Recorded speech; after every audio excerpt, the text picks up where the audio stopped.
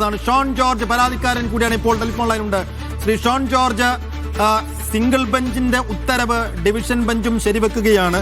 ഇതിലിപ്പോൾ ആകെക്കൂടി സുപ്രീം കോടതിയെ സമീപിക്കാൻ 2 ആഴ്ച സമയം CMRL ആവശ്യപ്പെട്ടിട്ടുണ്ട്. അത് അനുവദിക്കാനുള്ള സാധ്യതയുണ്ടോ താങ്കളുടെ നോട്ടത്തിൽ?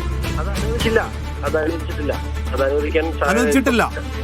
അത് കഴിയില്ലെന്ന് തന്നെ പറഞ്ഞിട്ടുണ്ട്. അവർക്ക് സമീപിക്കാൻ അതുവരെ പ്രത്യേകിച്ച് സ്റ്റേയോ മറ്റു കാര്യങ്ങളോ ഇല്ല. എന്ത് നടപടി സ്വീകരിക്കുന്നതിനും ഇടിക്കുന്ന തടസ്സമില്ല.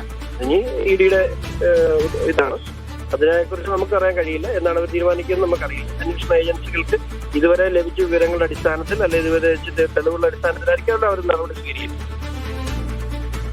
ഇത് ഏതെല്ലാം നിലക്കുള്ള ഒരു തിരിച്ചടിയാണ് CMRLനും ഒപ്പം ഇതിൽ ഒരു കുറ്റാരോപിത കൂടിയായ വീണ ടിക്കും? അല്ലല്ല, തിരിച്ചടി എന്നുള്ളതല്ല. സ്വാഭാവികമായിട്ടും അവർ ശ്രമിച്ചു. അവർ അതിനെ തടസ്സപ്പെടുത്താൻ ഇന്ന് എല്ലാ കാലത്തും ശ്രമിച്ചിട്ടുണ്ട്, ഇപ്പോഴും ശ്രമിച്ചു. ആ ശ്രമിച്ച ഒരു ലിമിറ്റ്, ഒരു നിയമത്തെ കുറച്ചു കാലത്തേനൊക്കെ നമുക്ക് വരുതി നിർത്താൻ കഴിയും. പക്ഷേ ആത്യന്തികമായി ഇന്ത്യൻ നിയമവ്യവസ്ഥ എന്ന് പറയുന്ന ആത്യന്തികമായി ഒരു സമയത്ത് അത് പുറത്തു വരും. അവർ ഒരു ലിമിറ്റിനപ്പുറത്തേക്ക് പണവും സ്വാധീനവും ഉപയോഗിച്ച് ഒരിക്കലും നിയമത്തെ വിലയ്ക്ക് വാങ്ങാൻ കഴിയില്ല. കുറച്ചു കാലത്തിന് പിടിച്ചു വാക്കാൻ കഴിയും. അതാണ് കഴിഞ്ഞ 2 കൊല്ലം നടന്നത്. പക്ഷെ ഇനി അത് കഴിയില്ല.